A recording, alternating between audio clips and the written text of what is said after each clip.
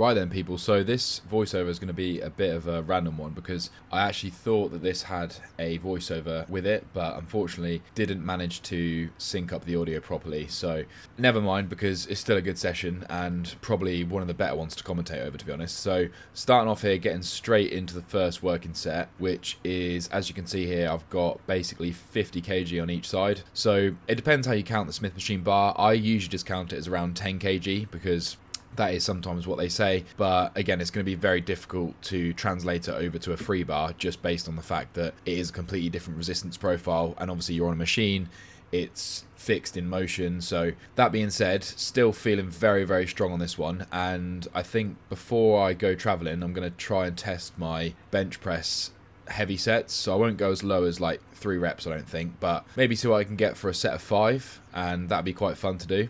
So I'd like to be able to get around 140 to 150. That would be amazing, but it just kind of all depends on my wrist. But anyway, done another set here. I'm not sure of the reps I got on that one. I think I'm shooting for around 8 to 12 at this point.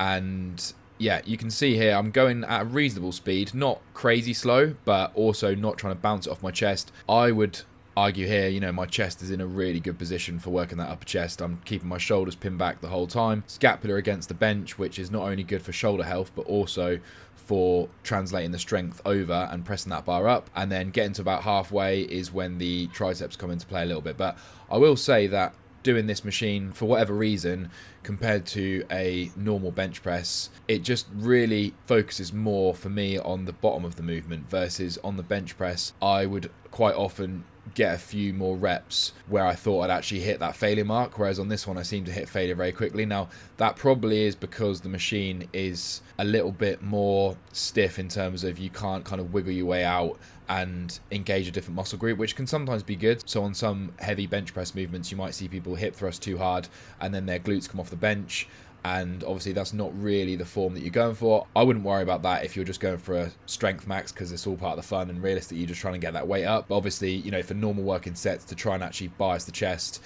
you can see there I'm trying to keep my kind of hips and glutes tucked down. But if you saw me on a flat bench, it's a lot easier to actually engage the glutes and push up with your heels driven down. So I won't overlay a video of that now, but at some point I probably will do a flat bench set, and you might see what I mean, because it's not by choice and you can obviously restrict yourself. But if you're going to absolute failure and to the point where the bar's going down, you're either going to let the bar fall or your body's going to do whatever else it can, you know, by any means necessary, get that weight up. So here, having it an incline, I do find that my chest is a lot more fixed in place and I am able to just completely isolate it, and that's something which I never even thought I would be doing as a regular movement, because I was always someone that stuck with flat bench press. But yeah, incline Smith is really, really good and I'm enjoying it a lot. So not trying to wear it out, but I am trying to use it as much as possible while it is benefiting me, and I'm enjoying it, which is a very key part of progression. It just means that I'm going to be more likely to push myself during the session. I'm going to be more likely to actually turn up with a full tank and a full mindset of let's just absolutely kill this exercise, let's destroy it and let's try and build some muscle, versus I'm not really feeling this, but you know, it is good, so I'm going to try. But realistically, if you can balance both parts, if you can do an exercise which you know is actually beneficial but you also enjoy it, clearly that's going to be the best of both worlds. So there will always be things in your plan which you realistically should be forcing yourself to do. I just don't think that it's possible to absolutely love every single exercise. It may be, but for most people you are going to have to do something which you just don't enjoy. But those are the ones where if you don't skip them, they end up becoming more and more of a strength, and before you know it, you've then built up that muscle or built up that exercise or built up that body part to the point where it just becomes something that you're kind of proud of rather than a weakness that you shy away from. So typically for most people that might be legs, but again, it could just be something like, you know, rear delts, or it could be even your lower abs, hamstrings. It doesn't have to be the typical muscles, but yeah, just little and often rather than avoiding stuff, and that way you can actually make sure that you are benefiting long term. Volume, frequency, all that stuff does help, but above all else, intensity. So that just ties me back into the argument that I had at the beginning. This exercise here I haven't really enjoyed as much recently, which is why I've kind of stayed away from it a little bit, versus in the past I'd be much more inclined to just do that every single session. So I'm not completely taking lateral raises out of my plan, I'm just doing them a little bit less often, and that way I'm still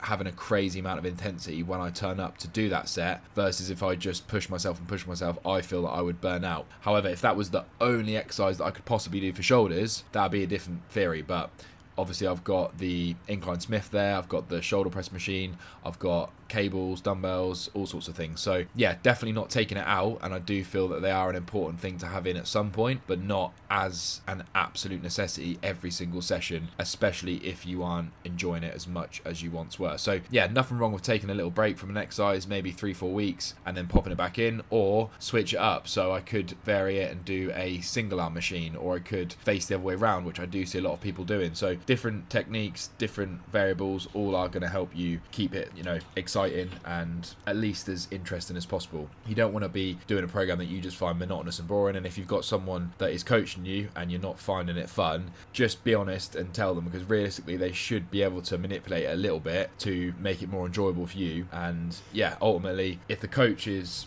giving you a program that you enjoy, if you're actually enjoying it and then you're putting in the effort, that's then going to benefit the coach. So I know a lot of you guys won't have coaches or you won't have custom training plans, but just for the few of you that do, really is important to make sure that you've got something which actually you enjoy as best as you can. So yeah, any of you guys do need coaching, drop me a message on Instagram, which is in the bio, or you can go to the coaching application. But yeah, back into the session here. So obviously got those incline Smith sets absolutely smashed there, and then moved on to a shoulder press. So that machine there I've been really enjoying, and now I'm at the point actually where I can do the full stack for a really nice set. Not a full set of like 12 to 15 absolutely complete perfect reps, but definitely a heavy set of like 8 to 10 with some partials, and that's after doing some incline Smith. So sometimes I am trying to vary that and put it first, but since I'm now really strong to the point where even after doing Smith machine I can kind of max the set out for a good set, I still feel that it's in my best interest to keep it further on in the session when I'm a bit more tired, versus if it was easy for me to add more weight, then I'd perhaps actually think, right, this week let's just start with it and see what I can get. But yeah, I obviously could do higher reps, but unfortunately with that exercise it just gets to the point where I like to go a bit heavy, and because it's not hurting my wrist, I may as well utilize it and capitalize on that factor. So those are getting smashed at the moment, but again, not as a first exercise. And then moving on to pec flies, which have also been feeling really good, and again got to the point now where I can do the machine for a full stack and it just doesn't hurt my wrist at all. But yeah, I do really enjoy finishing with machine pec flies. I just find them the absolute goat when it comes to just getting that pump and that finishing set to really kill the end of the workout. Cable flies can be good for most people, but I would say keep it symmetrical, keep it fixed in place, and yeah, there's just something about machine flies that are just absolutely incredible for me. So that being said, as always, don't just take my advice. Trial and error is the best thing. Do a few things, see what works for you, and don't forget you've also got dumbbell incline flies, which are also very good as well. Those I'd say I just wouldn't do every single session because they do put quite a lot of strain on my chest. But if you're not training it as frequently as I do, then you could get away with doing that maybe once a week. And also varying the rep ranges again can help your joint pain because less compression if you go higher reps. That's another thing I do find with dumbbells. The flies are a little bit hard to progress when you get to a certain point, just because it does put your shoulder in what I feel like is a bit of a dangerous position. Even if you've got great form, it just is a crazy stretch where, when you get to a certain amount of weight, it just feels a little bit unsteady compared to, for example, machine fly, Smith machine press, or a shoulder press, which are all there working the chest in a different variety. But obviously, mainly focusing on the pec flies there. I've absolutely loved them from pretty much the day I stepped foot in the gym. So yeah, I'll leave the voice over here and I'll drop you back in for my iPhone footage. Okay, so I'm just filming the rest of this on my phone because it's disconnected, but yeah, quick physique check here.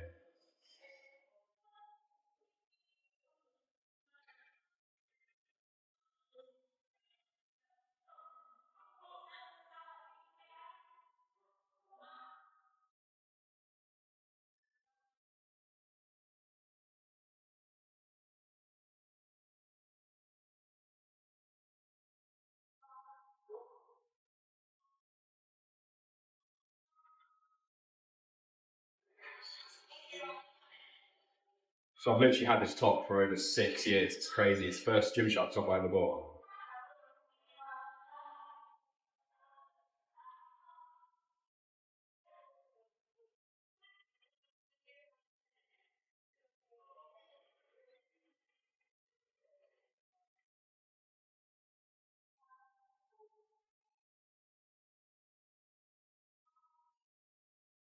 it was split.